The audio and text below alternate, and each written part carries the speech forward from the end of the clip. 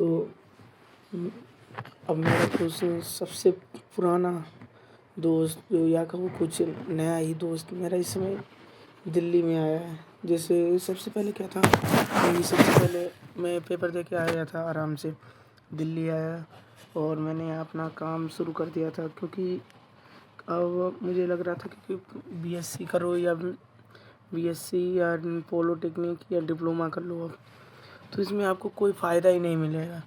जहाँ तक जो कंपनी ले जाएँगे उसमें क्या होता है कि 4 साल का आपका रहेगा किसका 4 मतलब कि 1 साल सरकार आपको 4-4 हज़ार रुपए देती है और जो कंपनी आपको जिसमें ले जाएगी लगभग 11-12 हज़ार रुपए कंपनी आपको ले जाएगी। उसके बाद कंपनी में जो भी काम है वो ऐसी जगह लगाती है जैसे तुम्हारा मतलब कि डिप्लोमा करे हुए बहुत से बंदे मिले ये ज़्यादातर फील्ड में। उसके बाद वो ये बताते कि डिप्लोमा हमने कर लिया फालतू में किया, क्योंकि और जल्दी में आ जाता तो शायद डिप्लोमा से बढ़िया कर सकता, क्योंकि 1 साल 4 साल का मैंने डिप्लोमा किया।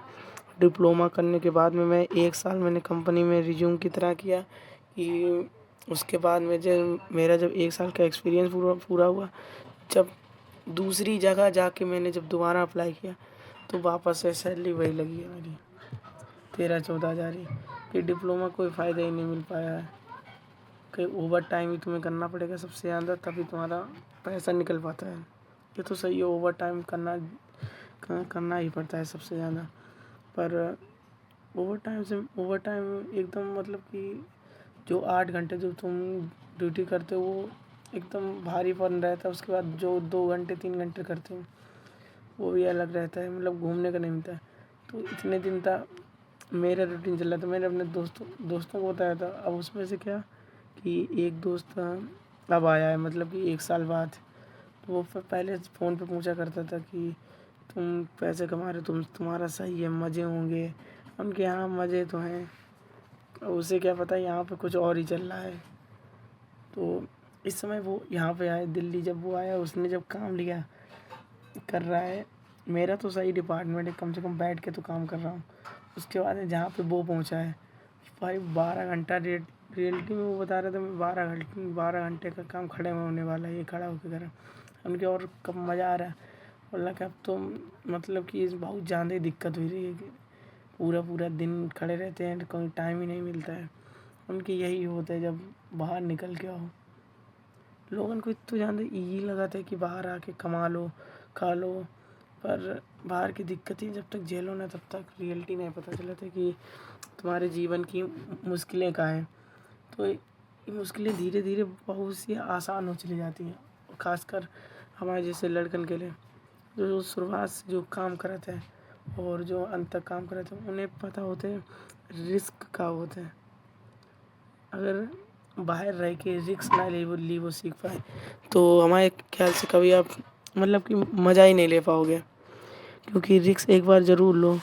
कमाने के बाद में कुछ अपना धंधा करो, उसमें भी रिस्क लेने में एक अलग स्वैग है।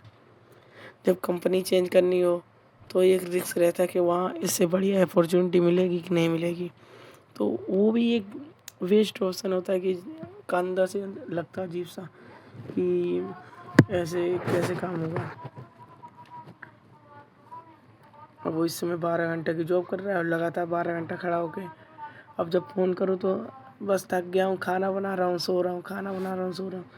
मैं जानता हूँ यहाँ का हाल यही होता है। अपने आप को मैनेज कर पाना लगभग हर किसी की बस की बात नहीं है इस फील्ड में। इसे 1 साल के बाद में ही आप इस फील्ड को अच्छे से मैनेज कर पाओ, कैसे क्या काम करना है, कितनी जल्दी उठना है। अगर 1 मिनट कंपनी के लेट में अगर आप लोग 1 मिनट भी लेट हो जाते हो तो गार्ड आपसे डाउन टाइम ले लेता है, लगभग कि अगर जो आपका लास्ट में जो ओटी होगा उसमें से आपका आधा रुपये काट देगा 1 घंटे में। सिंगल ओटी है तो पूरा ही गया और डबल ओटी है चलो आधा काट रहा है। तो ये बहुत अलग सीन है यहाँ का। लोग समझते हैं यहाँ मज़ा आ रहा है, मज़ा तो कुछ नहीं आ रहा, पर कुछ चीज़ें सीखने को जो यहाँ पे मिलती हैं वो सबसे ज़्यादा सीखने को यही मिलता है कैसे यहाँ पे रहना है, कैसे क्या किसी से बोल के या किस किस प्रकार से उससे अच्छे से काम करना है। क्योंकि हर चीज़ की नॉलेज यहाँ लगभग मिल ही जाती है किसी भी हालत में। ये बहुत ही एकदम बेहतरीन सी रहता है, एकदम काफ़ी ज़्यादा ही अच्छे से, ये समझो। तो ये छोटी-छोटी चीज़ें हैं जो लोगों को समझ में नहीं आती हैं, और भी नई-नई चीज़ें हैं जो आप लोगों को मैं जल्दी बताता हूँ।